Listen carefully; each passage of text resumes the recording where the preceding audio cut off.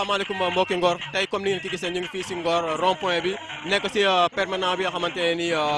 y a tout un monde donc tey jii nii dañu fas yéene ànd ak monsieur le maire dugg si dëkk bi pour def benn visite de proximité donc dañuy dem ànd ak maire ak sama caméraman Jean Pouy ñu dem def suñu visite de proximité ànd ak monsieur le maire. salaamaaleykum mbokki Ngor comme ni ngeen ko gisee wax tey jii ñu ngi fii si garage mooy permanence su Benno Bokk Yaakaar donc nous sommes avec le coordinateur maire. Amadou Gueye ñu ngi lay nuyu. maa ngi leen di fay. waaw tey jii nii ñu ñëw gisaat beneen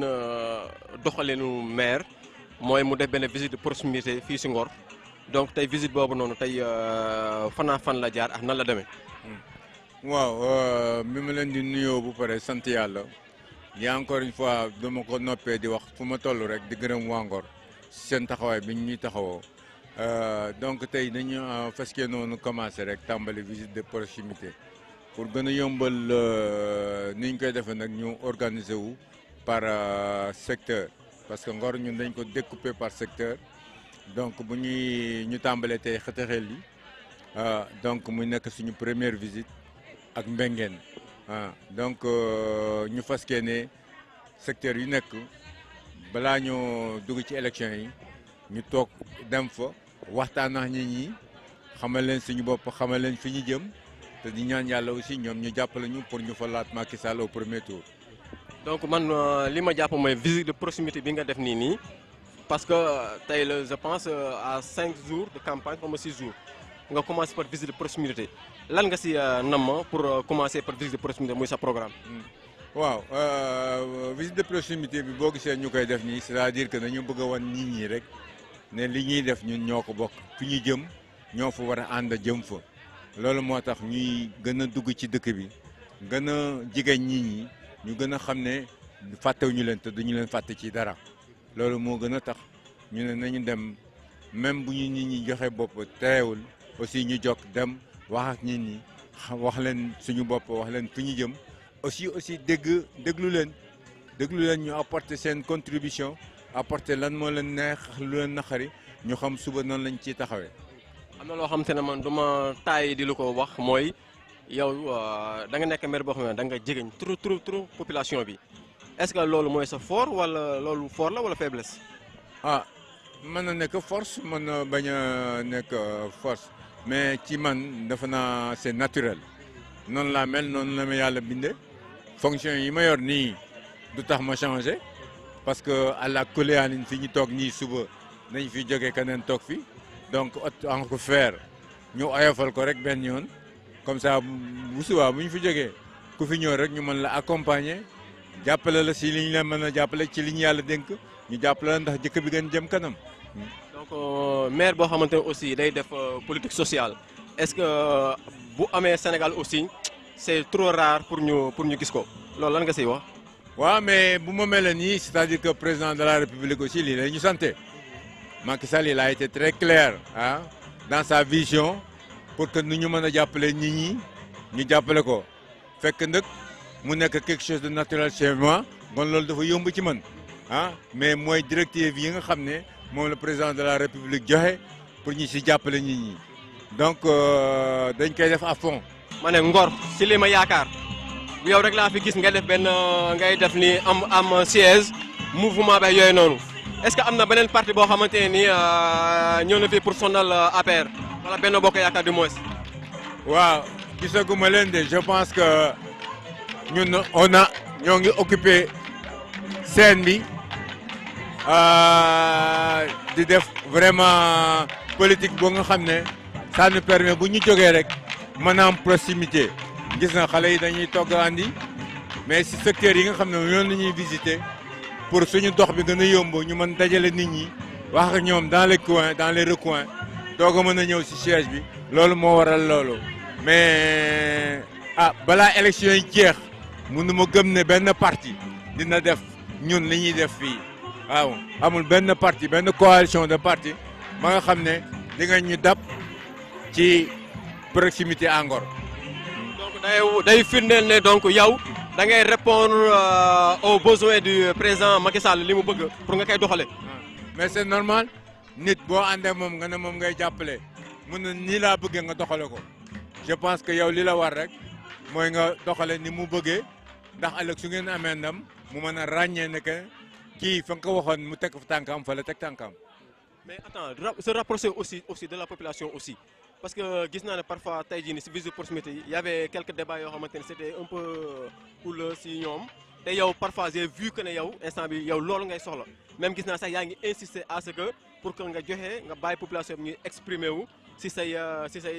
bëgg-bëgg si yow ni nga war a doxalee loolu noonu ban jàngal nga si am. waaw mais c'est vrai que j'ai été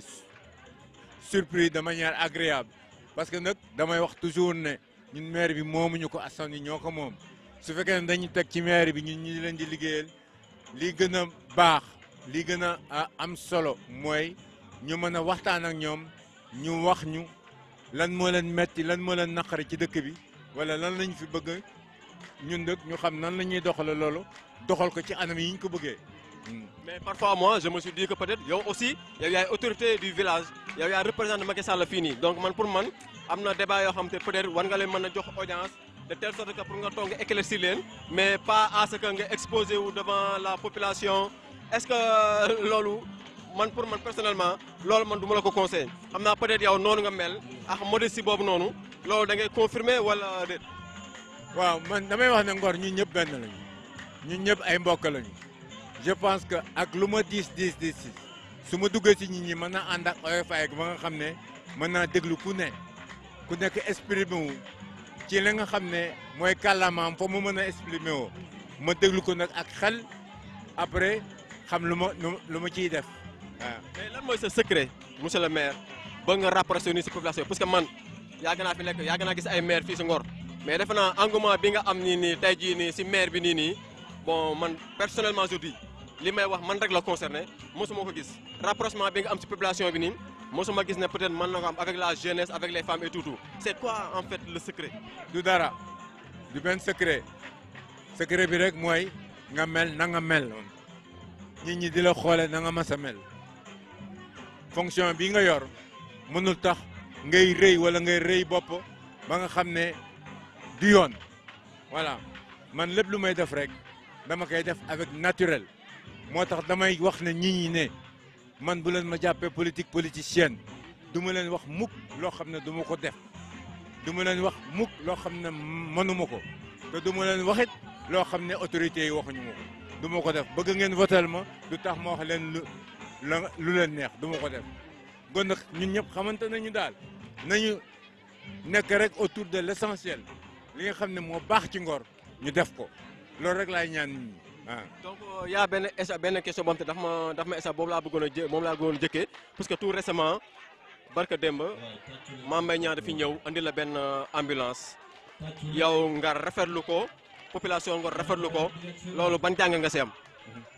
waaw mais l'ambulance c'est une bonne chose du doy et puis surtout que des fois ambulance mën nga yor benn ambulance yow soxla ko Wakaam soxla ko nga mën leen ci jàppale ñun fi mu ne ñu ngi ñaari ambulance donc sant yàlla et ñu koy rafetlu aussi parce que quoi qu'on dise Mame Mbaye il est de la commune de Ngor te xam na ne man maay maire Ngor te mu jox ma suma gëdd ba mu mat sëkk mais su ñëwee ne tey jii dafay ñëw Ngor pour jàppale président de la République